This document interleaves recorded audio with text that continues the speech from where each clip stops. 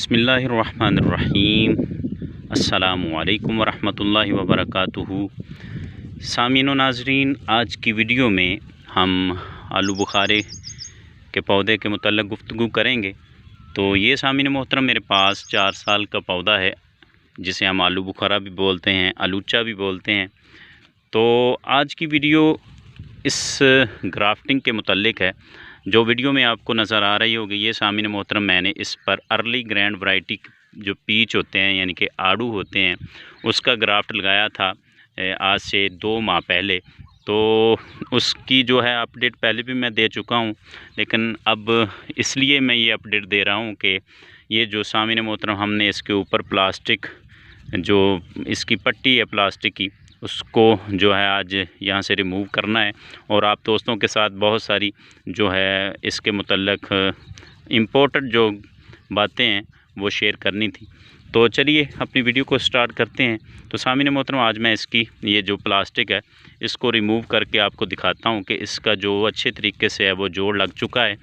तो ये बात भी आपने ख़ास अपने ज़हन में बिठा लेनी है कि ये सामीन मोहतरम आलू बुखारे का पौधा है और इस पर मैंने ये आड़ू का ग्राफ्ट लगाया हुआ है अर्ली ग्रैंड वैरायटी का। और ये पंजाब में गर्म तरीन इलाका है हमारा फैसलाबाद, जहाँ पर 42-43 डिग्री सेंटीग्रेड दर्जा हरारत चला जाता है। और यहाँ पर अर्ली ग्रैंड वैरायटी जो पीच की है वो बड़ी कामयाब है। आप दोस्त भी किसी भी अपने फ्रेंड से या फिर नर्सरी से ये पौधे लगाकर लेकर अपने इलाके में लगा सकते हैं। तो ये देखें माशाल्लाह से कितना अच्छा इसका जोड़ लग चुका है। और ये भी बात आप अपने जहन में बिठा लें कि ये मैंने जो ग्राफ्टिंग है वो फरवरी के पहले हफ्ते में की थी। और इस पर ये देखें 2 ब्रांचेज़ आई हुई हैं और ये कितनी बड़ी इसकी ब्रांच हो चुकी है। इस पर मैंने मुख्तलिफ वैरायटी के जो हैं वो ग्राफ्ट लगाए हुए थे। और सामीन मोहतरम 3 महीने के बाद तकरीबन ये मैंने प्लास्टिक की पट्टी इसको रिमूव किया है।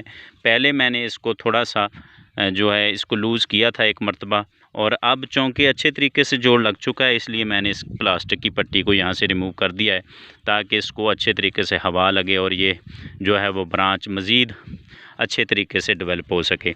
तो एक बात का और आपने ख्याल रखना है कि इस जो ब्रांच के नीचे दूसरी लीफ या दूसरी शाखें हैं उनको नहीं बढ़ने देना, बल्कि ये जो ग्राफ्टिंग वाला एरिया होता है सिर्फ उस ब्रांच को बढ़ने देना है।